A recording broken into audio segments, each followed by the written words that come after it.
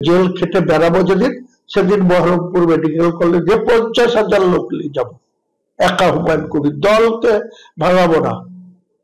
50,000 লোক জোগাড় করার ক্ষমতা হুমায়ুন কবিরের আছে। নিয়ে মেডিকেল কলেজে জেল খেটে এসে যাব, সেদিন হিসেব নিকাশ বুঝে নেব। দিনে 2 বার ব্যবহার করো স্টপেজ ক্রিম, আর নিজেকে রাখো evergreen Keya Seth aroma therapy stop age cream, আর খুঁজে পাও নতুন আমিকে। হুমায়ুন কবির আছেন হুঙ্কারেই। তার বিরুদ্ধে জেলাশাসক ও মুর্শিদাবাদ পুলিশ জেলার এসপির কাছে অভিযোগ জানিয়েছে ইন্ডিয়ান মেডিকেল অ্যাসোসিয়েশন। দায়ের হয়েছে এফআইআর। কিন্তু অবস্থানে অনড় রয়েছেন মুর্শিদাবাদের ভরতপুরের তৃণমূল বিধায়ক। ডাক্তারবাবুদের যে চলাফেরা গতিবিধি আমি লক্ষ্য রাখছি।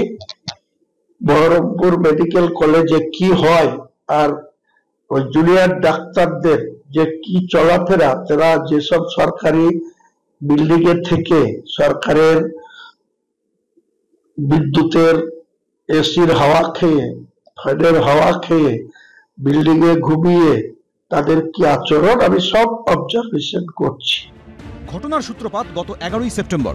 আন্দোলনরত জুনিয়র চিকিৎসকদের উদ্দেশ্যে হুমকি দেন শাসক বিধায়ক। পাবলিকও মরছে, তাহলে ডাক্তাররা সুরক্ষিত থাকবে কেন? পাবলিক যদি আজকে হসপিটালে গিয়ে পরিষেবা না পেয়ে তার জীবন চলে যায়, মৃত্যু হয়, তাহলে সেই জনরোষে যদি তারা আক্রান্ত হয়, তার কে দায় নেবে? তারা যদি বলে স্ট্রাইক করবো, আমরাও তো পাবলিককে নিয়ে সেই বিল্ডিং ঘিরে রাখার অধিকার তো আমাদেরও সংবিধান দিয়েছে। এই মন্তব্যের জেরে পরের দিনই বিধায়কের বিরুদ্ধে অভিযোগ দায়ের করে আইএমের বহরমপুর শাখা। বিতর্কের মুখে ভাঙা তো দূরস্থ, মচকানোনি তিনি। শনিবার দিয়েছেন পাল্টা হুমকি। আমি যেদিন সামনাসামনি হব, প্রথমেই করবো যে আপনার কি করেছিলাম আমি, যে আপনি আমার বাইরে এফআইআর করলেন, আর সেটা বহরমপুর থানা আবার আমার বিরুদ্ধে নন বেলেবল সেকশনে এ করে দিল। আমি জামিন দিইনি, জামিন দেবও না। আমাকে অ্যারেস্ট করুক, জেলে ঢুকিয়ে দেন, জেল খেটে এসে যাব, সেদিন হিসেব নিকাশ বুঝে নেব। ওই বহরমপুর মেডিকেল কলেজের যারা কর্ণধার, যারা বসে আছে, যারা এত আইএম অ্যাসোসিয়েশন দেখাচ্ছে, উনি সবসময় এই ধরনের বিতর্কিত কথা বলেন। এইসব লোক সম্পর্কে কথা বলা উচিত। এইসব লোককে কি করে উল্টো দিকে ঝুলিয়ে সোজা করতে হয় সেটা বিজেপি সরকার এলে করে দেখাবো। হুমায়ুন কবির বুঝতে পারছেন না, এরপরে হনুমান কবির বলবে লোকে।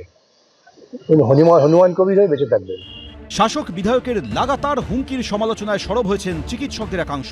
পরিকাঠামো আপনি করবেন না, অন্যদিকে আপনার নেতারা হচ্ছে যে মন্ত্রীরা, এমএলএ, এমপিরা তারা লোক খেপাবেন।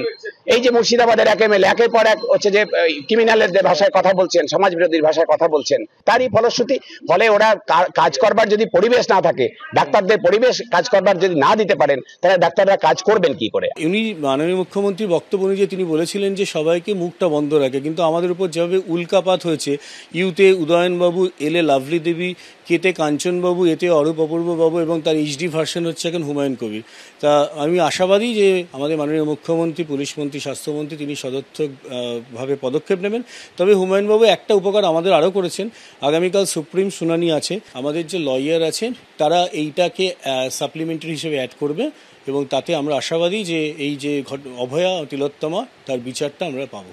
জানান না, কোনো অসুবিধা নাই, সবারই অধিকার আছে জানানোর। অনারেবল সুপ্রিম কোর্টকে তো সবসময় শ্রদ্ধাও করি, কিন্তু সুপ্রিম কোর্টের কাছে উনি যাওয়ার আগে ওনাকে তো এভিডেন্স দিতে হবে যে হুমায়ুন কবির ওনার কি করেছেন। শুধু বলেছিলাম জনগণ পরিষেবা থেকে বঞ্চিত হলে, ব্যাহত হলে আমরা জনগণকে পরিষেবা পাই দেওয়ার জন্য জনগণের পক্ষে আছি, প্রয়োজনে জনগণকে নিয়ে মেডিকেল কলেজে যাব, এটাই বলেছিলাম। তো আমার বিরুদ্ধে কোনো শাস্তিমূলক ব্যবস্থা আছে, আমি তা মাথা পেতে নেব। আন্দোলনকারী চিকিৎসকদের আক্রমণ করে হুমায়ুন কবিরের একের পর এক মন্তব্য অস্বস্তি বাড়িয়েছে তৃণমূলের।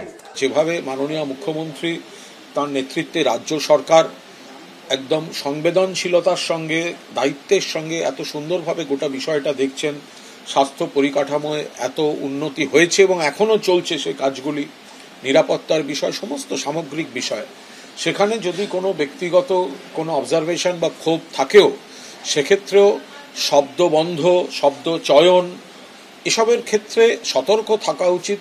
কিন্তু কোনো এলাকায় পার্টিকুলারলি কিসের ভিত্তিতে এই ধরনের মন্তব্যগুলি হয়েছে, সেগুলো আমরা নিশ্চিতভাবে তাকে দল তার কাছ থেকে জেনে নেবে। কিন্তু হুমায়ুন কবিরের বিরুদ্ধে কি আদৌ কোনো ব্যবস্থা নেবে দল? রাজীব চৌধুরী, শিবাশিস মৌলিক, জয়ন্ত পাল, এবিপি আনন্দ।